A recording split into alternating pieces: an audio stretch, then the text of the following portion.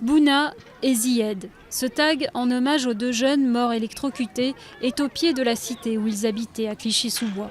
C'était il y a 10 ans, mais les Clichois n'ont pas oublié. On était tous à la maison, c'était le ramadan, c'était un mois sacré. Et d'un coup, il n'y avait plus d'électricité pour toute la ville.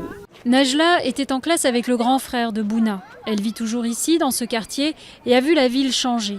Depuis 10 ans, Clichy-sous-Bois est en chantier. Elle a bénéficié du plus ambitieux programme de rénovation urbaine de France.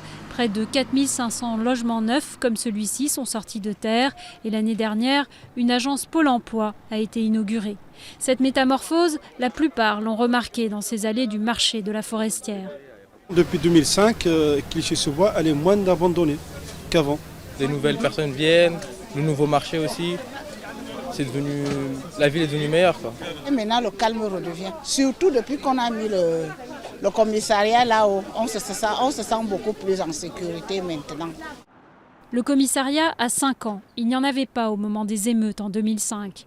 Mais pour ces jeunes de la cité du Chêne-Pointu, les rapports avec la police sont toujours aussi tendus. Dans la semaine, on est contrôlé au moins 10 fois. C'est toujours le conflit entre nous et eux.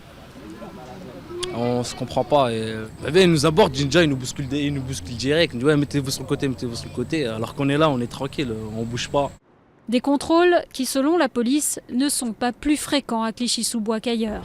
J'ai jamais rencontré, en tout cas, de citoyens sur le territoire qui, s'il n'avait pas maille à partir avec la police, n'était pas mécontent de l'avoir. À un moment donné, il faut appeler un chat un chat. Ceux que ça dérange, c'est qu'en général, ils ont des raisons au dérangement. Pour Fariz, l'arrivée du commissariat ou de l'agence Pôle emploi ont avant tout permis de faire de Clichy une ville comme une autre. Et la mort de ses copains Zied et Bouna n'y est pas pour rien. Je ne vais pas dire grâce à la mort de Zied et Bouna, mais voilà, c'est ce qui a poussé l'État justement à amener des aides, etc. pour qu'on puisse faire de Clichy-sous-Bois une ville habitable. Ce qui n'a pas changé à Clichy-sous-Bois, c'est le taux de chômage, 22%, soit le double de la moyenne nationale, et puis les transports. Même s'il y a du mieux, en attendant le tramway, il faut toujours plus d'1 heure pour relier Clichy à Paris.